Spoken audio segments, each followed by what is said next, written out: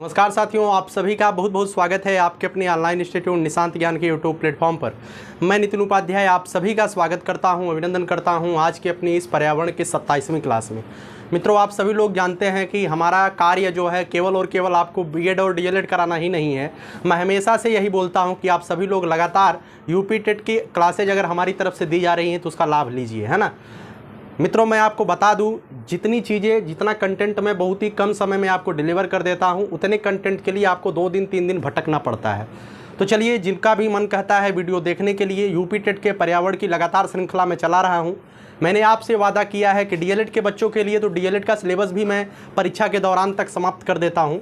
और जो आपका यूपी टेट का सिलेबस है, यूपी टेट का सिलेबस काफ़ी बड़ा होता है, लेकिन मैं यह भी वादा करता हूँ कि आपकी परीक्षा तक यदि सौभाग्य मेरे साथ रहा, भाग्य मेरा मित्र रहा, तो आपकी यूपी टेट की परीक्षा तक मैं आपके 5 के 5 सब्जेक्ट इसी तरीके से पूरा करा दूंगा, बिल्कुल फ्री ऑफ कास्ट। और आप जानते ही हैं किस तरीके से मैं पढ़ाता हूं, उसे कुछ बताने की आवश्यकता नहीं है, ठीक है। तो आइए चलिए, इस वीडियो में हम जो है आपके सामने जो है वनस्पतियों के बारे में डिस्कशन करेंगे। किसके बारे में? वनस्पतियों के बारे में डिस्कशन करेंगे, जहां से बहुत ज़्यादा प्रश्न आपकी परीक्षा में पूछा गया है। जैसे मैं जानता हूं कि जेट्रोफा का क्वेश्चन एक बार पूछा गया था, एक बार यूपी टेट में जो है तुलसी के पौधे से क्वेश्चन पूछा गया था, एक बार जो है घटपर्डी के पौधे से क्वेश्चन पूछा गया है।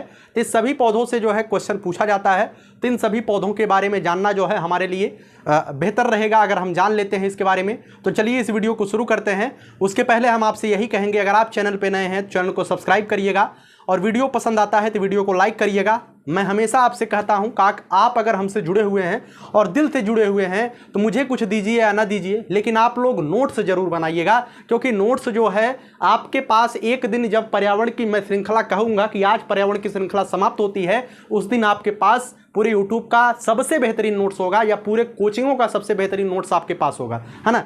तो बाकी आपकी इच्छा, आप कैसे करते हैं। चलिए सबसे पहले बात करते हैं मित्रों वनस्पतियों के बारे में। सबसे पहले हम बात करते हैं क्रोटन के पौधे के बारे में। किसके?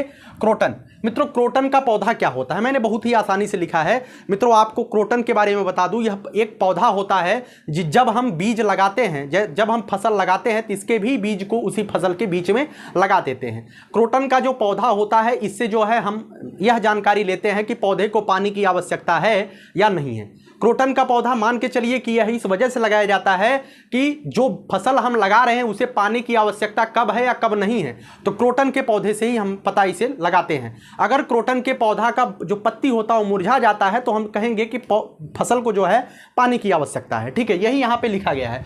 यह पौधा जो है साधारणतः फसल के साथ लगाया जाता है, और जब भी इस पौधे की पत्ती मुरझाने लगती है तो हम समझ लेते हैं कि अब फसल को जो है पानी की ज़रूरत है। क्या है? फसल को पानी की ज़रूरत है। या यूं कहें तो क्रोटन का जो पौधा होता है वह फसल को पानी की कब ज़रूरत है, महज इसके लिए ही फसल के बीच में लगाया जाता है। उम्मीद करता हूं क्रोटन के पौधे के बारे में आपने जानकारी ले लिया होगा। जैसे कि आपको लिखना है, वीडियो को पॉज कर दिया करिए। पॉज का मतलब रोक दिया करिए, रोक करके आप नोट्स जरूर बनाया करिए। आगे बात करते हैं मित्रों पीपल के बारे में। मित्रों, आज आप अगर हिंदू धर्म से बिलोंग करते होंगे तो पीपल की महत्ता का वर्णन बहुत जगह लिखा गया है, ठीक है। तो पीपल क्या होता है मित्रों? पीपल को बोधि वृक्ष कहा जाता है। क्यों?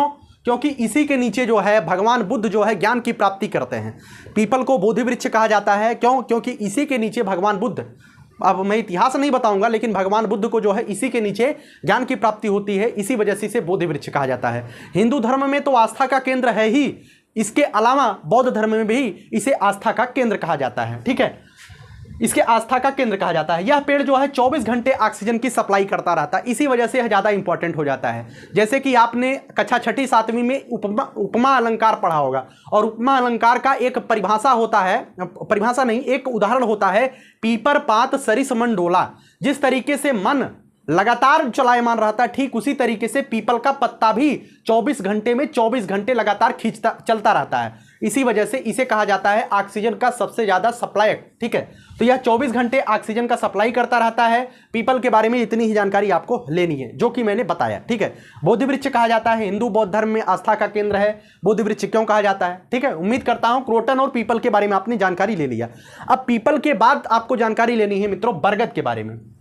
देखिए, वही वृक्ष मैं बता रहा हूं जिस वृक्ष से यूपी टेट और सी टेट में क्वेश्चन पूछे गए हैं। बाकी तो आम है, अमरूद है, इन सबके भी बारे में जानकारी, सबके बारे में जानकारी नहीं लेनी है, हमें पढ़ना उतना है जितना हमारे लिए इंपॉर्टेंट है।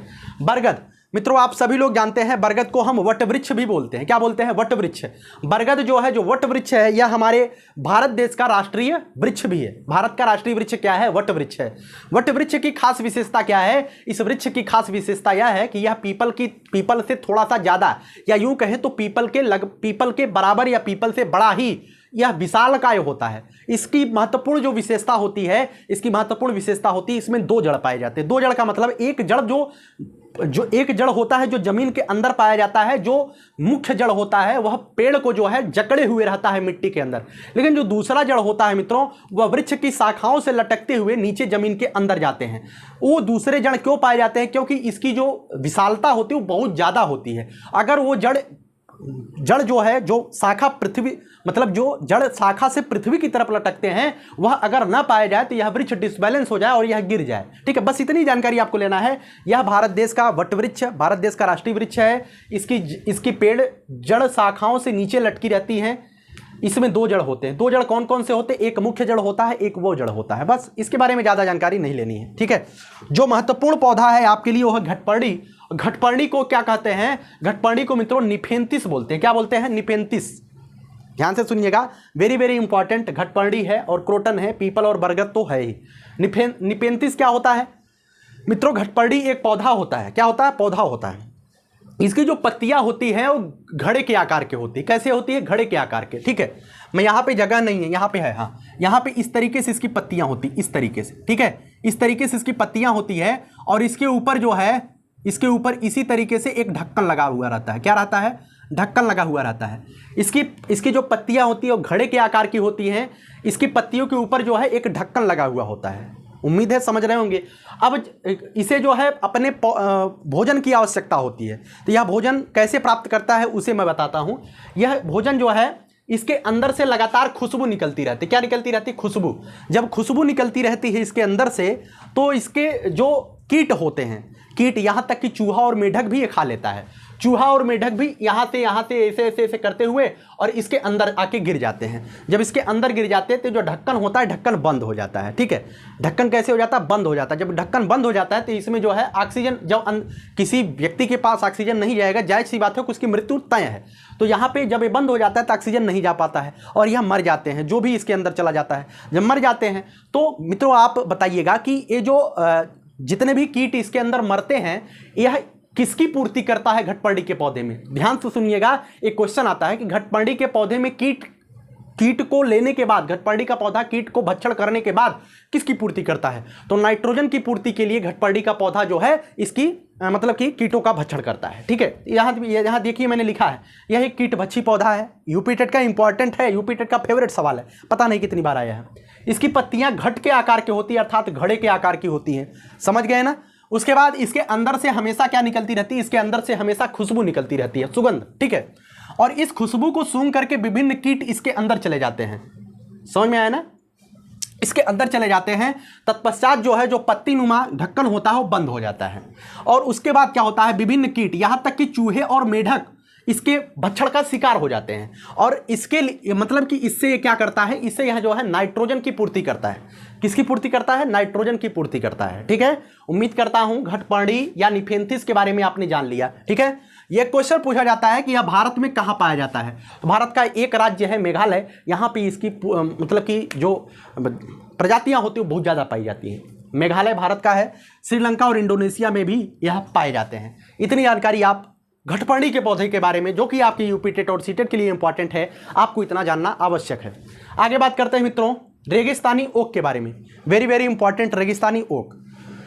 मित्रों यह जो पौधा होता है यह ऑस्ट्रेलिया के मरुस्थलों में पाया जाता है। आप सभी लोग जानते हैं जहां मरुस्थल होता है वहां पे जो है पानी की बहुत ज़्यादा दिक्कतें होती हैं। जो रेगिस्तानी ओक का पौधा होता है, यह पौधा, इस पौधे की जो जड़ें होती हैं वह पृथ्वी के काफ़ी अंदर तक चली जाती हैं। आप सभी लोग जानते हैं कि पृथ्वी के काफ़ी अंदर जो है जल की मात्रा तो कुछ ना कुछ होती है, चाहे वो रेगिस्तान हो, चाहे वो जली हुई भूमि क्यों ना हो ना। इसकी जड़ें जो नीचे चली जाती हैं वो जल का अवशोषण करती है। जब जड़ें जो है जल का अवशोषण करती हैं तो जो जल होता है इसके तने में आकर के एकत्रित हो जाता है। जब किसी को पानी की आवश्यकता होती है, वैसे भी पानी की आवश्यकता मरुस्थलों में जो है, आज आप पानी की कीमत नहीं समझ रहे हैं, लेकिन आने वाले समय में पानी की कीमत बहुत ज्यादा हो जाएगी। इसी वजह से पानी की बर्बादी को आप रोकिए। है ना। आप किस तरीके से रोकते हैं, यह आपका परम दायित्व होना चाहिए, क्योंकि आप ही इस धरती पर नहीं है, आपका बच्चा भी आएगा। आगे आने वाली पीढ़ियों को सशक्त और सुरक्षित बनाने के लिए हमें पानी को रोकना पड़ेगा, पानी की बर्बादी को रोकना पड़ेगा। बाकी आपकी इच्छा, आप कैसे कार्य करते हैं। पर्यावरण को बचाना हमारा परम दायित्व है, नहीं तो पर्यावरण अपनी ताकत जब दिखाने पे आ जाती है तो कोरोना नामक, आप सभी लोग पर्यावरण की ताकत से रूबरू है, कुछ बताने की आवश्यकता नहीं है। इसके बारे में जानकारी लीजिए। ऑस्ट्रेलिया के मरुस्थल में पाया जाता है। आप लिखिएगा, आपको नोट्स बनाना है, एक एक कॉमा करके लिखिएगा, इसी तरीके से करिए। ऑस्ट्रेलिया के मरुस्थल में पाया जाता है। दूसरे पे लिखिए, जड़ें गहरी होती हैं। जड़ें कैसी होती, गहरी हो जाती हैं, जिससे पानी का अवशोषण करती है, और जो पानी होता है इसके तने में आकर के भर जाता है, और जब किसी व्यक्ति को उस पानी की आवश्यकता होती तो क्या करता है, उसमें पाइप डाल करके चूस लेता है ना, पाइप डाल करके निकाल लेता है। उम्मीद है कि आप समझ गए होंगे, पाइप डाल करके इसके पानी निकाल लिया जाता है पीने के काम में। आगे बात करते हैं खेजड़ी का पौधा। बहुत ज़्यादा इंपॉर्टेंट है खेजड़ी का पौधा, जो कि आपकी परीक्षा में पूछा जाएगा, है ना। देखिएगा, यह जो खेजड़ी का पौधा होता है मित्रों, यह जो है अर्धशुष्क क्षेत्रों में पाया जाता है, या यूँ कहें तो यह भी जो है रेगिस्तान वगैरह के क्षेत्रों में पाया जाता है। ठीक है, जैसे रेगिस्तानी ओक है उसी तरीके से यह भी मरुस्थलीय पौधा है, यह जो है मरुस्थल में ही पाया जाता है। जो यह अर्धशुष्क पौधा है, इसे ज़्यादा पानी की आवश्यकता नहीं होती है। इसे उगने के लिए, अगर मरुस्थल में क्या पाया जाता है, मरुस्थल में वही पौधे पाए जाएंगे जिसे ज़्यादा पानी की आवश्यकता ना हो। इसे ज़्यादा पानी की आवश्यकता नहीं होती है। इसकी लकड़ियों में कीड़ा नहीं लगता है। क्या कहते हैं, इसकी लकड़ियों में भैया कीड़ा नहीं लगता है। ठीक है, इसकी जो छाल होती है उससे औषधि बनाई जाती है, एवं फली से जो है सब्जी बनाई जाती है। एक खेजड़ी का पौधा कितना ज़्यादा इंपॉर्टेंट है मरुस्थल के लिए। आप सभी लोग, मैंने एक विश्नोई आंदोलन के बारे में बताया होगा, जब अगर आप हमारी यूपी टेट के पर्यावरण के वीडियो को देख रहे हैं तो उसमें मैंने खेजड़ी के वृक्ष को काटने के लेकर के राजस्थान में क्या हो गया था, राजस्थान में आंदोलन खड़ा हो गया था। खेजड़ी को लोग भगवान मानते हैं, है ना, भगवान मानते। क्यों नहीं भगवान है भाई, इससे क्या क्या नहीं हो रहा। इसके फली से सब्जी बना रहे हैं, इसके छाल से जो है औषधि बना रहे हैं। लकड़ियों में कीड़ा नहीं लगता है, तो लकड़ियों को अगर हम अपने घर के दीवार के इर्द गिर्द रख देते हैं तो हमारे दीवार में जो है कीड़े नहीं लगते। अब तो पक्के मकान हर जगह बनने लगे, नहीं तो कच्चे मकान होते थे, तो कच्चे मकान के जो दीवार होती थी माटी वाला, उसमें जो है कीड़े बहुत जल्दी लग जाते थे, जिसे हम लोग, चलिए बताएंगे नहीं, हमारे यहाँ की देसी लैंग्वेज है। इसे ज़्यादा पानी की आवश्यकता नहीं होती है। उम्मीद है कि आप समझ गए होंगे। यह जो पौधा है, इसे आप लिख लीजिएगा, यह सामाजिक वानिकी कार्यक्रम में शामिल किया गया है। इसे लिख लीजिएगा, खेजड़ी के पौधे को सामाजिक वानिकी कार्यक्रम में शामिल किया गया है। लिखिएगा, जरूर लिखिएगा, अगर आप नोट्स बना रहे हैं तो जरूर लिखिएगा, खेजड़ी के पौधे को सामाजिक वानिकी कार्यक्रम में शामिल किया गया है। क्यों? क्योंकि यह पौधा भारतीयों के लिए, या यूँ कहे तो मरुस्थलीय क्षेत्र के व्यक्तियों के लिए बहुत ही ज़्यादा इंपॉर्टेंट है। समझ में आया ना। चलिए आगे बात करते हैं मित्रों। बहुत ही महत्वपूर्ण पौधा है तुलसी, जो कि यूपी टेट 2018 के क्वेश्चन में पूछा गया था। वहाँ तो बहुत नॉर्मल तरीके से पूछा गया था, लेकिन आप जान लीजिएगा इसका जो रासायनिक नाम है, यहाँ से क्वेश्चन पूछा जा सकता है। ओसिमम सेक्टम, तुलसी के पौधे का रासायनिक नाम क्या है? तो तुलसी के पौधे का रासायनिक नाम है ओसिमम सेक्टम। हिंदू धर्म में आस्था का विषय है, हिंदू धर्म में इसे आस्था का प्रतीक माना जाता है। यह जो है पवित्रता के लिए प्रसिद्ध है। जब भी हम मतलब कि किसी भी व्यक्ति को जो है पवित्रता का जो है उपमान देते हैं, ध्यान से सुनिएगा, पवित्रता का जब हम उपमेय देते हैं तो हम तुलसी के पौधे को उपमेय के रूप में रख देते हैं। ठीक है, आगे बात करते हैं। पवित्रता के लिए प्रसिद्ध है, जड़ी बूटियों की रानी इसे कहा जाता है। जड़ी बूटियों की रानी तुलसी के पौधे को कहा जाता है। यह जो है औषधि के रूप में भी प्रयुक्त होती है।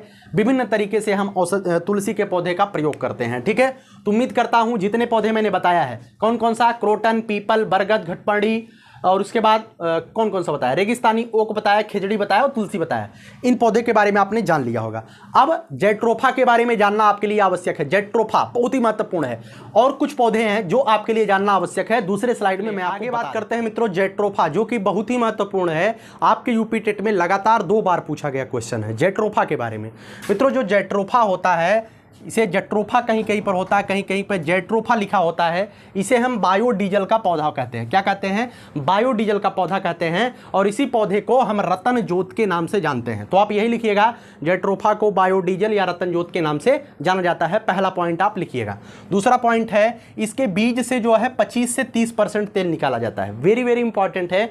जैसे जैसे समय बढ़ रहा है वैसे वैसे यूपी टेट का जो प्रश्न पूछने का अंदाज है वह धीरे धीरे नॉर्मल से थोड़ा सा मॉडरेट हो रहा है। इजी मतलब हार्ड नहीं हो रहा है, मॉडरेट हो रहा है। तो आपसे ऐसे क्वेश्चन, अब तो पूछ लिया गया है कि जेट्रोफा से बायोडीजल कहाँ से पाया जाता है, जेट्रोफा से। अब ये पूछा जा सकता है कि बायोडीजल या जेट्रोफा के बीज से कितने परसेंट तेल निकाला जा सकता है, या ये पूछा जा सकता है कि जेट्रोफा के किस भाग से आपको तेल मिलता है, पत्ती से मिलता है, बीज से मिलता है, या किससे मिलता है। तो मित्रों ध्यान रखिएगा, बीज से मिलता है। कितना मिलता है? 25 से 30%। ये कितना ज़्यादा इंपॉर्टेंट है कि इससे भैया कार भी चलाया जा सकता है। ठीक है, कार चलाया जा सकता है। जब आप सरसों पेराई के लिए आप लेके जाते होंगे, अगर आप गांव के हैं तो आप जरूर कभी न कभी गए होंगे, और आप देखते हैं खली निकलती है। हमारे यहाँ खरी बोलते हैं, है ना, खली निकलती है, गाय भैंस को खिला देते हैं हम लोग। तो वो जो इसकी जो खली निकलती है ना, उस खली से हम बिजली तक पैदा कर लेते हैं। इतना ज़्यादा इंपॉर्टेंट है। इसके अवशेष से जो है बिजली मतलब बिजली बनाई जा सकती है। तो आप समझिए जेट्रोफा कितना ज़्यादा इंपॉर्टेंट है। इससे जो है राष्ट्रीय स्तर पे बढ़ावा दिया जा रहा है, लेकिन अभी आप लोगों के या हमारे क्षेत्र तक नहीं पहुंचा है। यह जो है अर्धशुष्क क्षेत्र में भी पाया जा सकता है, अर्थात यह जो है मरुस्थलीय क्षेत्रों में भी उगाया जा सकता है। कोई दिक्कत नहीं है, मरुस्थल में भी इसे उगाया जा सकता है। आगे बात करें मित्रों, एक चीज़ आप ध्यान रखिएगा, इसे जो है यूफॉर्बिक फैमिली का पौधा कहते हैं। क्या कहते हैं? यूफॉर्बिक फैमिली। आपको एक्स्ट्रा याद करना है, यूफॉर्बिक फैमिली का ये पौधा है। ठीक है, अब कौन कौन सी फैमिली होती है उसके बारे में जानकारी आपको नहीं लेनी है, बस इतना ही आपको जानना है। आगे बात करते हैं मित्रों नागफनी के बारे में। नागफनी जो है यूपी टेट में पूछा जा चुका क्वेश्चन है। नागफनी कैसा पौधा है? मरुद्भिद पौधा है, मरुस्थलों में पाया जाता है। ध्यान से सुनिएगा, यह प्रमुख मरुस्थलीय पौधा होता है। इसकी जो पत्तियां होती हैं, ये पत्तियों की जगह कांटे पाए जाते हैं। अब ध्यान रखिएगा, कांटे पत्तियों की जगह क्यों पाए जाते हैं? क्योंकि आप जानते होंगे कि जो जड़ से जो है जो पौधे होते हैं जल का तो अवशोषण करते हैं, लेकिन पत्तियों से जो है जल का वो उत्सर्जन करते रहते हैं। ठीक है, जब देखिए पत्तियां खूब हरी हरी रहती हैं तो जल उसके अंदर खूब रहता है। बरसात में जो है खूब एकदम चमकते हुए पौधे कांतिमान दिखाई देते हैं। इसका मतलब यही है कि वह जो है जल का अवशोषण भरपूर मात्रा में कर रहा है, और बहुत भरपूर मात्रा में जो है जल को जो है निकाल भी रहा है। ठीक है, इसी तरीके से आपके भी अंदर है। अगर आप खा खूब रहे हैं और आप कोई कार्य नहीं कर रहे हैं तो आपका चेहरे पर कांति नहीं रहेगी, आपका चेहरा ऐसे दिखाई देगा, है ना, मतलब झुका झुका सा लगेगा, है ना। तो आप जितना भोजन ले रहे हैं, अगर उतना ही भोजन निकालते हैं, मतलब उतना ही कार्य करते हैं, तो चेहरे पर कांति सदा बनी रहेगी। पत्तियों की जगह कांटे होते हैं। क्यों कांटे होते हैं मैंने बताया, इसकी जड़ें जो है गहरी होती है, और झाड़ी के रूप में पौधा पाया जाता है। इसकी पौधे बहुत छोटे छोटे होते हैं, ऐसा नहीं है 6 फुट से भी कम होते हैं, 6 फुट से बहुत कम होते हैं ना। तो इसके पौधे छोटे होते हैं, झाड़ी के रूप में पाया जाता है, मरुद्भिद पौधा है, मरुस्थलों में पाया जाता है। उम्मीद है आप समझ गए होंगे। आगे बात करते हैं मित्रों नीम के बारे में। हिंदू धर्म में नीम का भी बहुत ज़्यादा स्थान है। अगर आप पूर्वांचल एरिया से होंगे या कहीं भी उत्तर प्रदेश के एरिया में होंगे तो नीम के पौधे में भी हम लोग जल डालते हैं सुबह के समय। क्यों? क्योंकि ये इसमें भगवान है या नहीं है, मैं इसके बारे में चर्चा नहीं करूंगा कि इसमें भगवान होते हैं, ये अलग बात होगी, अध्यात्म की बात होगी। लेकिन हिंदू धर्म में जिस जिस पौधे को हम मानते हैं उसका एक विशेष महत्व जो है वैज्ञानिक क्षेत्रों में भी देखने को मिलता है ना। इसी वजह से हम पौधे तक को भगवान मानते हैं, पत्थर तक को भगवान मानते हैं। कहीं ना कहीं वो हमारे लिए इम्पॉर्टेंट होता है, हमारे जीवन के लिए, हमारे पर्यावरण के लिए, हमारे प्रकृति के लिए, हमारे पृथ्वी के लिए इम्पॉर्टेंट होता है। इस वजह से हम अपने जीवन में उसे इम्पॉर्टेंस देते हैं। ठीक है ना। आगे बात करते हैं मित्रों, यह जो है जीवाणुनाशक के रूप में नीम का प्रयोग किया जाता है, और यह जो है पतझड़ वनों में पाया जाता है। ध्यान से सुनिएगा, यह पतझड़ वनों में पाया जाता है। इसकी जो पत्तियां होती हैं, किसी को जब बुखार हो जाता है इसकी पत्तियों को चबाते हैं। इसकी पत्तियों को चबाने से जो है रक्त का शोधन होता है।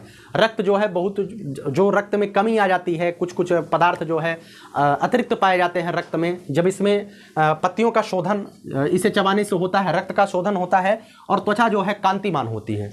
अच्छा, ऐसा मत करिएगा कि आप फेयर लवली और सब कुछ लगा रहे हैं चेहरे पर कांति चमकने के लिए, सुबह उठ करके एक दौरी जो है, एक दौरी बोल रहे हैं, एक पूरा भर करके चबा लीजिए, इससे आपका चेहरा कांतिमान नहीं होगा। कोई भी चीज़ होती है बहुत समय से बहुत धीरे धीरे होता है ना। ऐसा नहीं है कि जिसके पीछे आप चल रहे हैं वर्तमान के समय में वो आपको मतलब कि ठीक ठाक स्थान नहीं दे रही है, तो आप इसे चबाने लगी है कि जिससे आपका चेहरा कांतिमान हो जाए, ना ऐसा नहीं करना है ना।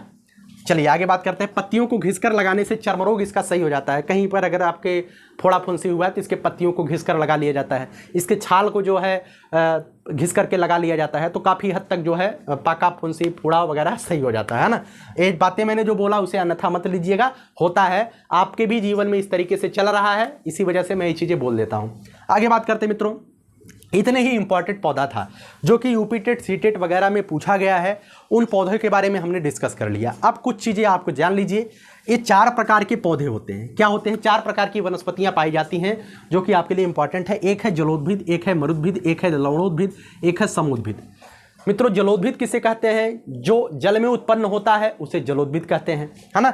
कमल और हाइड्रला, क्या हाइड्रला कैसा पौधा है? क्वेश्चन पूछा गया है कि हाइड्रला कैसा पौधा है, तो हाइड्रला एक जलोद्भिद पौधा है, एक कमल की तरह जल में ही पाया जाता है, इसका जल में ही निवास होता है। हाइड्रला और कमल जो है जल में पाया जाता है, इसी वजह से इसे जलोद्भिद कहते हैं। मरुद्भिद जो मरुस्थलों में पाया जाता है, नागफनी हो गया, अभी मैंने बताया रेगिस्तानी ओक, रेगिस्तानी जो ओक होता है वह भी यही पौधा यही इसी में आएगा। जो खेजड़ी का वृक्ष होता है वह भी मरुद्भिद पौधे में आएगा, तो वो कुछ लिखाने की जरूरत नहीं है, आप सेंस से समझ गए होंगे, दिमाग लगाइएगा। लवणोद्भिद पौधा कौन सा होता है? लवणोद्भिद पौधा वो होता है मित्रों जहाँ पे जो है दलदली स्थानों पे जो पाई जाती है, दलदली स्थानों पर, है ना। अब समझिएगा, जैसे कि जहाँ पे ऐसा स्थान जहाँ पे जो है ना ही ज़्यादा मिट्टी रहे ना ही ज़्यादा जल रहे, जल और मिट्टी का जो मिक्सअप होता है वो दलदली भूमि कहलाता है। और जो सुंदरी के वृक्ष होते हैं वो दलदली स्थानों पर पाए जाते हैं, तो सुंदरी के वृक्ष जो है लवणोद्भिद होते हैं, ठीक है। कच्छ वनस्पतियाँ, लवणोद्भिद का मतलब ये मत समझिएगा कि समुद्र में पाए जाते हैं, ना, समुद्र में नहीं, दलदली स्थानों पर कच्छ की वनस्पतियाँ। कच्छ कहाँ पे है? गुजरात राज्य में है, और कच्छ की सीमा जो है पाकिस्तान से लगती हुई होती है। वहाँ पर हमारे जो देश के सेना के जवान होते हैं वो अपने कमर तक घुस जाते हैं, मतलब उस वहाँ पे चलते वक्त वो धंस जाते हैं। इतने कठिन परिस्थितियों में हमारे सेना के जवान वहाँ पे ड्यूटी करते रहते हैं, ना। तो कच्छ की वनस्पतियाँ ऐसी, मतलब वहाँ इतना दलदल है कि तब भी वहाँ पे जो है समस्या होती है, लगातार वहाँ से लोग घुसपैठ करते रहते हैं। तो हमारे सेना के जो वीर सैनिक है वहाँ पे जो है इसी तरीके से कमर तक के दलदली एरिया में घुस करके हमारी रक्षा करते हैं। तो उनके लिए एक बार जय हिंद आप जरूर लिखिएगा, ठीक है। समुद्भिद पौधा किसे कहते हैं मित्रों? समुद्भिद पौधा वो होता है जो खेती करने योग्य स्थानों पर, अर्थात समुद्भिद मतलब समतल एरिया पे पाया जाता है, उसे समुद्भिद बोलते हैं, ठीक है। जैसे खेती वाले जो जितने भी पौधे होंगे समुद्भिद होंगे। गेहूँ हो गया, टमाटर हो गया, भिंडी हो गया, धान हो गया, मक्का हो गया, ज्वार हो गया, बाजरा हो गया, जितने भी चीज़ें खेती वाली पाई जाती हैं वो होती है समुद्भिद, ठीक है। उम्मीद करता हूँ वनस्पतियों के बारे में जितने इंपॉर्टेंट थे, जितने इंपॉर्टेंट फैक्ट्स बन सकते थे, जितने इंपॉर्टेंट पौधे आपकी परीक्षा में पूछे जा सकते हैं, मैंने आपको बताने का प्रयास किया। मित्रों यह वीडियो बनाने में कितना समय लगा कितना नहीं लगा वो मैं आपसे नहीं शेयर कर रहा हूं, लेकिन इतना जरूर समझिएगा आपको 2-3 दिन में के अंदर 2-3 दिन अंतराल पे वीडियो जरूर मिले, क्योंकि थोड़ी सी समस्याएं हमारे सामने हैं जिसे मैं कभी आपसे शेयर करूंगा। थोड़ी समस्याएं हैं जिससे वीडियो लगातार नहीं मिल पा रहा है, लेकिन मैं इतना दावा आपसे वादा अगर कर चुका हूं कि आपकी परीक्षा के पहले मैं सारा का सारा सिलेबस निश्चित रूप से अकेले ही इसी, अगर सिस्टम बन जाएगा तो डिजिटल बोर्ड वगैरह पे पढ़ाया जाएगा, लेकिन अगर नहीं सिस्टम बनता है तो इसी व्हाइट बोर्ड पर पढ़ाऊंगा और पूरा कराऊंगा, ठीक है। क्योंकि जुनून मेरा कभी कम होने वाला नहीं है। मैं आपसे बता दूं अध्यापन कार्य मेरे लिए जीवन का सबसे सुकूनदायक कार्य होता है। मैं उस कार्य को करने में अपने आप को सौभाग्यशाली समझता हूं कि मेरे इस कार्यों से अगर कुछ बच्चे, 2 बच्चे, 4 बच्चे, 10 बच्चे भी लाभान्वित होते हैं तो मेरा जीवन सफल हो जाएगा। क्योंकि अपने लिए हर कोई व्यक्ति करता रहता है, अपने लिए हर कोई व्यक्ति करता है, अपने लिए हर कोई जीता है, लेकिन कोई कुछ कार्य हम अगर दूसरों के लिए कर लेते हैं तो हम अपने जीवन का सबसे महत्वपूर्ण समय जो चल रहा है मेरा, मैं मानता हूं कि सबसे महत्वपूर्ण कार्य मैं अपने जीवन का कर रहा हूं, ठीक है। कैसी लगी वीडियो यार? लाइक वाइक कर दिया करिए, है ना। और कैसी लगी वीडियो कमेंट बॉक्स में जरूर बताइएगा। शेयर करना, सब्सक्राइब करना बाकी सब आपकी इच्छा है, आप करेंगे तो मुझे अच्छा लगेगा। एक मोटिवेशनल कमेंट हमारे लिए आप जरूर लिखिएगा कि आपको कैसा लग रहा है वीडियो। अंतिम में कहूँगा यही जज्बा रहा तो मुश्किलों का हल भी निकलेगा, जमी बंजर हुई तो क्या वहीं से जल भी निकलेगा। न हो मायूस न घबरा इस अंधेरे से मेरे साथी, इन्हीं रातों के दामन से सुनहरा कल भी निकलेगा। अगर आपके जीवन में आज संघर्ष है, आज स्ट्रगल चल रहा है, तो निश्चित रूप से एक समय ऐसा आएगा जब आप सफलता के परचम पर होंगे। जो भी व्यक्ति आपको इग्नोर कर रहा है, अब इग्नोर का मतलब लोग समझ जाएंगे कि सोना बाबू इग्नोर कर रहे हैं, नहीं नहीं, जो भी व्यक्ति आपको इग्नोर कर रहा है, आपको समय को देख करके ऐसा समय लाइए उस व्यक्ति को आपसे समय लेकर के मिलना पड़े, है ना। बेहतरीन कार्य करिए। जब तक आपके पास सफलता नहीं होगी तब तक कोई आपको चाहने वाला नहीं होगा। जिस दिन आप सफल हो जाएंगे उस दिन आपको चाहने वालों की संख्या बहुत ज़्यादा हो जाएगी। तो आप केवल और केवल सफलता के रूप में या सफल होने के क्षेत्र में अपने कदम को आगे बढ़ाइए, अन्य क्षेत्रों में अपने कदम को ना बढ़ाइए, क्योंकि वहां पर डूबने के अलावा कोई दूसरा व्यक्ति नहीं मिल सकता है। केवल और केवल आप डूबने वाले हैं, है ना। चलिए, बहुत बहुत धन्यवाद। जय हिंद, जय भारत।